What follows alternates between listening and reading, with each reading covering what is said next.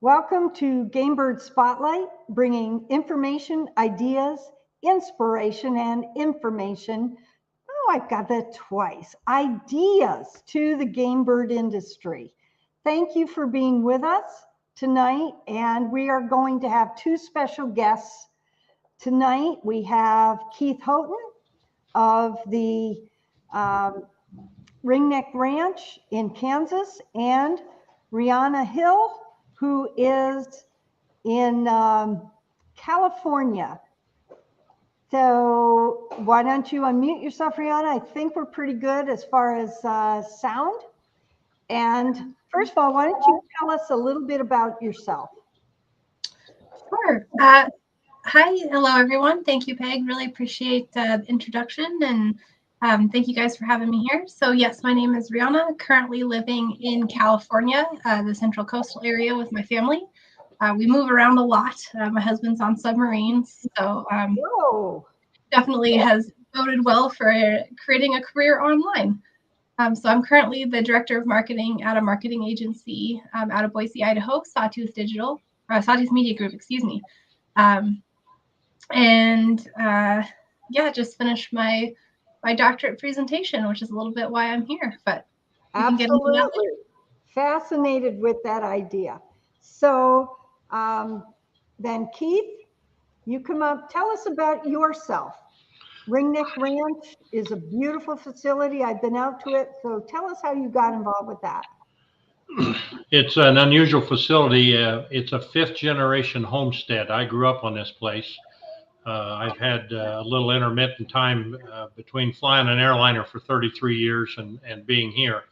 We initiated the hunting operation in 1983, and so we've been at it for quite a while. The interesting perspective for us is in the promotion and development. It was before the internet, and that was a very slow and arduous procedure to get your name out there and get what it done. Rianna stumbled into this thing. We had about 6,000 folks in our database over the years. We had all the data, but we weren't effectively using it, and she's brought some reality to that situation for us. Sounds fascinating. So how did you two get together? Who wants to start? I'll take credit for that because I knew her husband before she did. Oh. Their family, her husband's family, lived in the Denver metro area, and they initially came here to meet family. Their family homesteaded in this country back in the 1860s. Wow. And they wanted to visit that. So folks came from St. Louis and they came from Denver. And that's the first time I got to meet the boys. And I think they were younger than 10 years old at that time. Oh, but they haven't missed a year except when there was professional requirements that they could not come. But one of the boys, as she said, is a submariner, and the other boy we've mentored, and he is going through first officer school at Alaska Airlines right now. Oh, how awesome. Another aviation tie-in. There you go. Sounds great. So you two got together.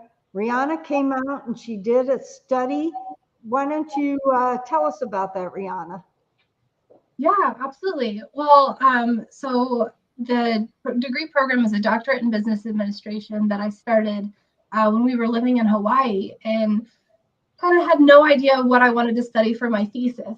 Anybody who's sort of gone through that process or in the academia world, taking a class is one thing and it's definitely challenging, but then you have to write the big paper, right? What in the world? I'm going to spend years of my life on this thing. What on earth am I gonna work on? So we took one of those trips out to Ringneck Ranch and did a hunting trip out there, which was quite fantastic.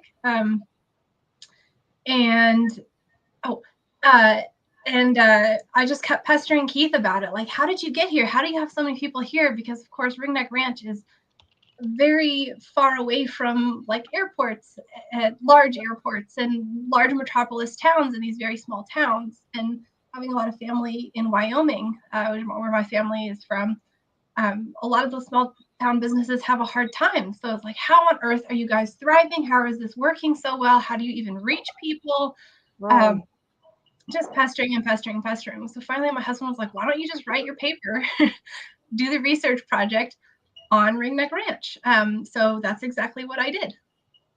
Awesome. So did you end up spending a whole summer there? How much time did you have to spend there? How did you do it? I did it all virtually. The whole research project virtually. Two-part. One is that I had just had our son. So he was a newborn, just continuing those little pesky redheaded hills. And the second being, of course, with COVID, a lot of studies had to change very dramatically because of that. So with wonderful technology tools like Zoom meetings and email, and the wonderful patience of Keith and Deborah and Avery and everybody over there, we were able to manage all of this virtually. That is awesome. That is awesome. All right. So how did you gather your information? Yeah, so a lot of it was done through research, looking at what was online, what they already had available, talking to Keith about the history of what had been available, doing a ton of research into where game bird hunting actually came from. Found some really cool books published in like the 1930s and the 1960s that talked about it. Really, really cool resources. How it first got started in the United States, and sort of the state of where we're at now. And then I have a professional background in the marketing side of things. So that was pretty, just kind of knew it. So combining some of those, that research and that information to create an online survey was a big part of it, to send out to that data list that Keith mentioned, to learn a lot about what customers and how they found out about the ranch, what they did when they were there, kind of some of their online behaviors and activities, to gain a lot of insights. So that was all done through an online survey that I was able to analyze. Well, I understand that you are coming to present your study results and more to the hunting club conference that we are going to have in July at Deer Creek State Park in Ohio.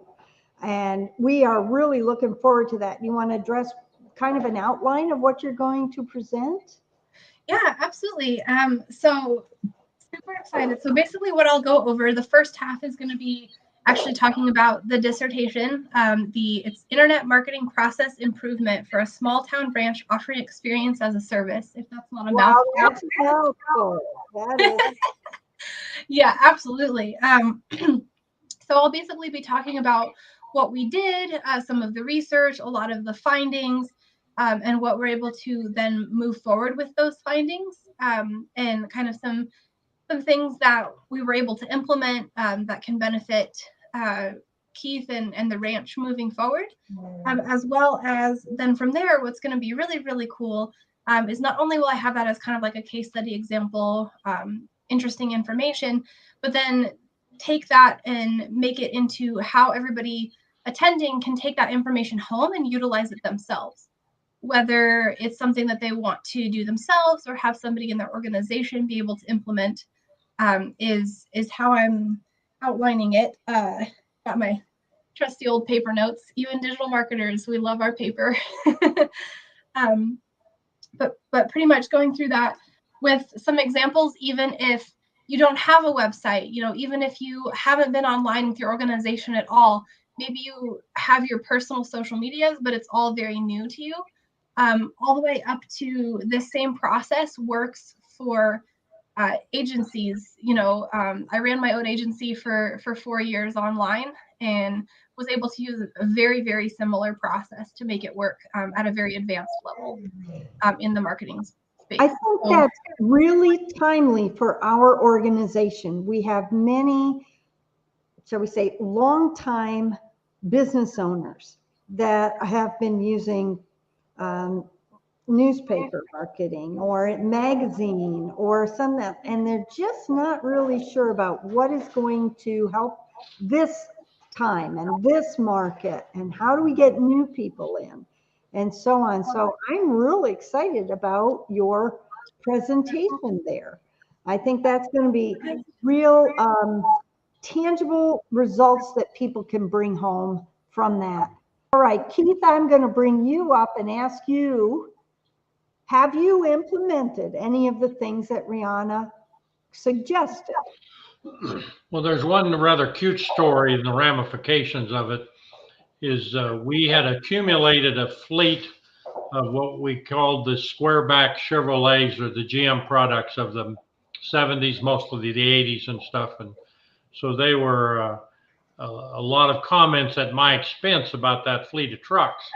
And in some of her survey things, they asked them what really needed to change at Ringneck Ranch. Well, between our guests, our staff, and my family, they shamed me into going out and finding a new truck. New truck. Yeah. I remember. They're not new trucks. It's been the worst time in 3 or 4 decades to have to go out and buy good used trucks. But Right. we did change that, and we just sent a letter to our guests in the last couple of weeks, and a lot of comments about the new trucks on those letters. Sam and I had an experience with one of your trucks. You remember that? Up on Yeah, I do remember that. That was one of the really used trucks. Oh, yeah. It was quite used, and it was almost a Flintstone car with no wheels. We had a wheel come off. It was an experience. So, yeah, nobody was hurt. Nobody was hurt in the losing of the wheel, but it was, Sam and I had 60 down some of the back roads before that went up the mountain and lost its wheel. So I am very happy to hear that you have a new fleet. That's wonderful. Do either of you have anything additional to add? No specific information. Just super excited for the event and really appreciate the time everybody's given, both to be able to share these results and to have been able to do the study. It's been really fascinating and learned a lot. I'm glad. Thank you so much. You are welcome. Well, I'll say goodbye to both of you, and then I have a few more notes for our listeners, and we will see you both in July. See you in Ohio. All right, folks, you've heard about it. We've got a conference coming up for hunting clubs, specifically designed for hunting clubs, with this very much take home and apply material. So we're looking forward to having that July 18th to the 20th at Deer Creek State Park in Ohio. Now, we're coming up to the date where some things change. One, as of June 1st, the registration goes up. And June 1st, a lot of the rooms that have been held for attendees go away. And you're going to be competing with everybody from all across the state, all across the country, that wants to come in, and they need to take a room. So to ensure that you have your room, make sure that you have your registration, go to NorthAmericanGameBird.com to the section that says Hunting Club Conference. Register and then call the number and reserve your room. Do it today. You may not be able to. Thank you for being part of the NAGA family. We're glad to have you on board, and We'll see you next week.